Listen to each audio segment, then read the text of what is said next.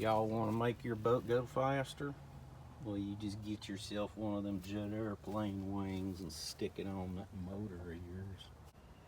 Let it take you up to the atmosphere and beyond, fellers. Get you one of them. We are going to put the cheapest Doel Fin on Amazon on this motor. So when I go out the river, it's a little bit choppy out there sometimes. Get a little cavitation when we're trimmed up. So we're just going to put this on there to get a little bit more control over that. These are made not like as a wing or anything, or to do anything more than to keep water on the propeller. That's all they do. They keep water on the propeller, and they keep the motor from dunking down in the water when you take off and give it a hole shot. The only time they really do anything is when you hole shot, or when you're in choppy water and you start getting that cavitation. They keep the water on the propeller. They basically just trap water below the cavitation plate, because what happens when a regular cavitation plate like this is all you have, when this prop is spinning, it's flinging water out. It's doing its job, but this water is also coming out sideways in addition to behind it. And some of that water is going to bring air into the propeller stream.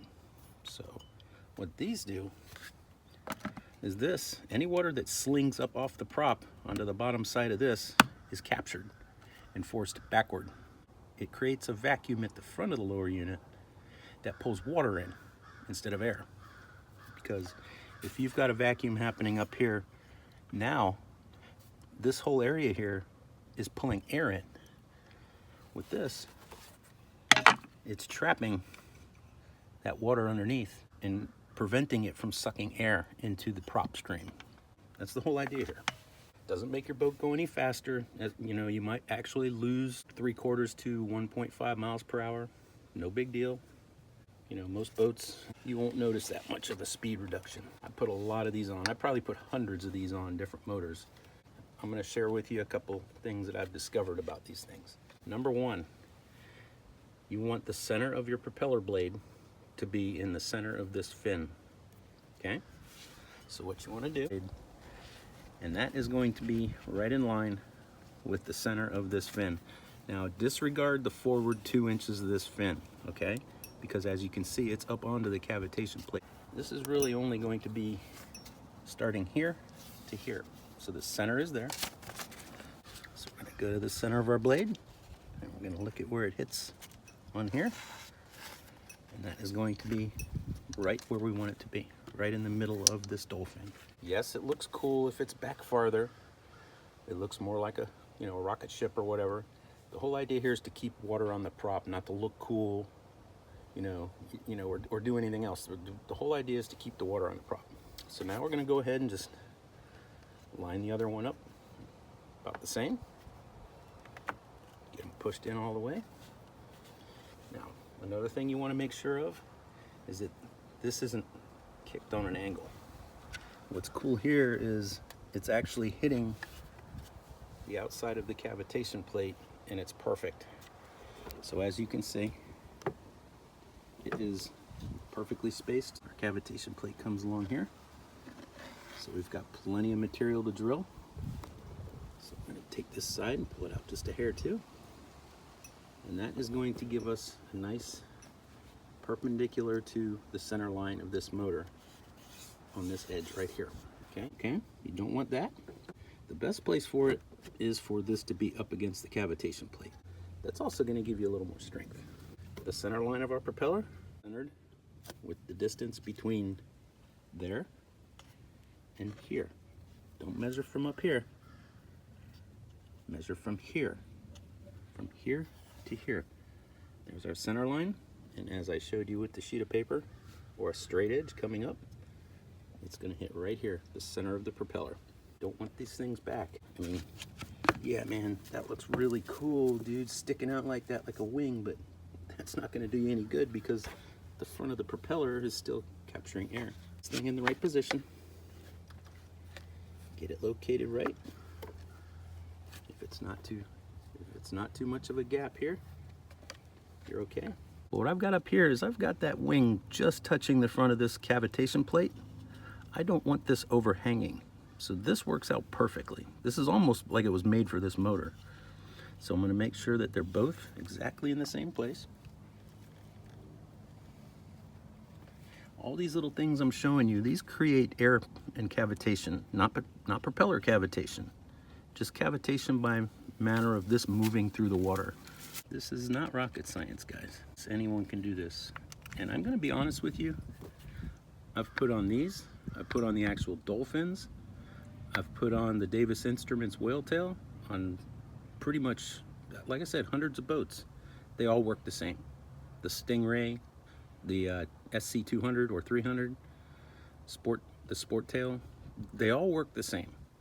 I will say the Sport Tail that has the complete back on it, that one is a little bit more of a drag if you don't have your motor height set right. With this, you can raise your motor up. And so what happens is when you're running trimmed down, like I am here, which this boat runs the best really trimmed down a little bit, the front of this fin is a little higher than the back. So what it does, as the water bulges coming off the bottom of the John boat, it sort of pins that water down under here. And it's going to hold it down onto the propeller. This is going to not even be in the water when I'm planing. You don't want this front plowing. So what happens is if you have your motor too low in the water and then you decide you want to trim your motor up, you know, for whatever reason, to get a little bit of a, you know, lift on the bow, your front end is going to plow right here. And that's going to create cavitation too. That's going to create bubbles. You don't want that. Okay? So you want your motor height has to be right first. Don't put this on until you get your motor height right and you get your least amount of spray. Because some boats you're not going to get any spray at all. John boats, they're a flat bottom. You're always going to get spray coming back. It's going to hit this, it's going to hit the anode. You're just going to have water spraying. This will reduce your spraying. Not 100%, but it'll also reduce your cavitation.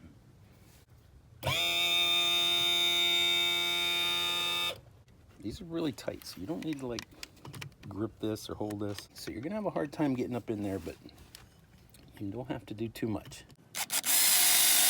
Okay, drill it all the way through from here.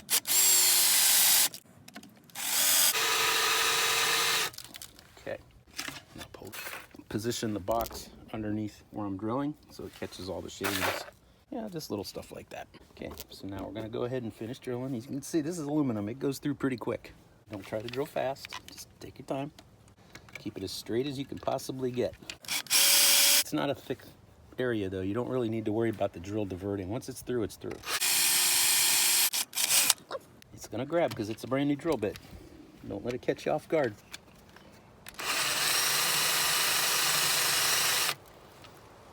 Keep it perpendicular. Remember, you're only going a few 1/16 of an inch. The angle on the drill, it doesn't matter at this point.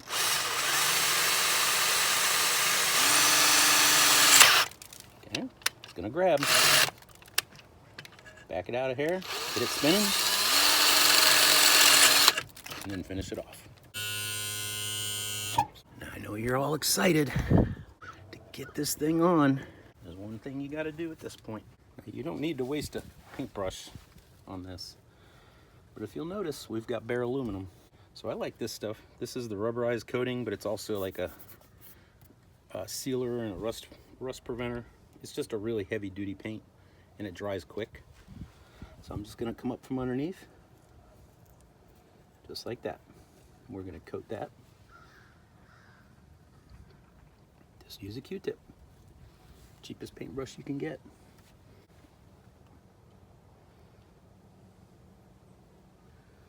And I do like this stuff because it dries real fast. So we'll come back here in about 5 minutes and we'll put this thing together. Now we can go ahead and put our fins back on.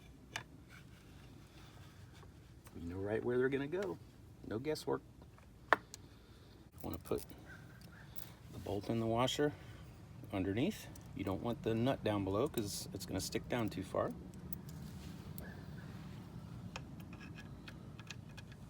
Get that thing going up through there. These are lock nuts, so they're not gonna go on by hand except for the first little bit. Make sure you run and get the right hardware. Toss out whatever they give you if it's not stainless and it's not a lock nut. This has to be a lock nut. what we call a nylock. Okay. Get that on there. If I drill my hole in the right place, it should be right on. I wasn't drinking beer when I did it.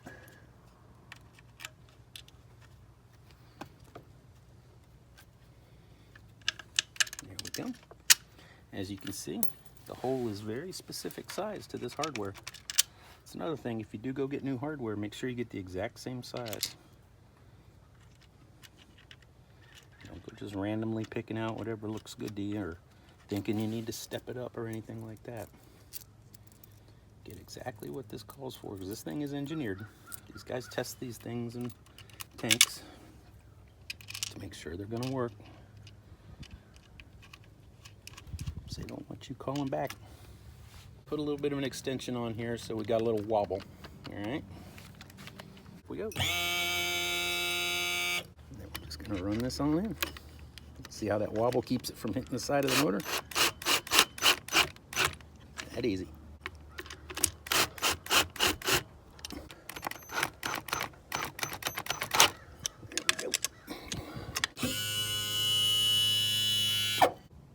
As you can see, this is why you don't put the nuts on the bottom, because they stick out a little bit, and that just creates a little more cavitation as the water's passing through. So you want to wiggle this, wiggle it like so. Make sure it doesn't move. Make sure your lock nuts are locked down. If you want to be daring, you can even put a little bit of blue Loctite on there and just let it seep down in the threads. It is complete. Looks a little big for this motor, but as you can see up here, we are a bit higher than that bottom because we're going to get a hump of water off there. By the way that I set this motor up, that hump is going to come right in under here. So we raised the motor up 2 inches from the bottom. That is making it happy. Splashing a little still, but we're getting some cavitation, so we added these. All right, peace.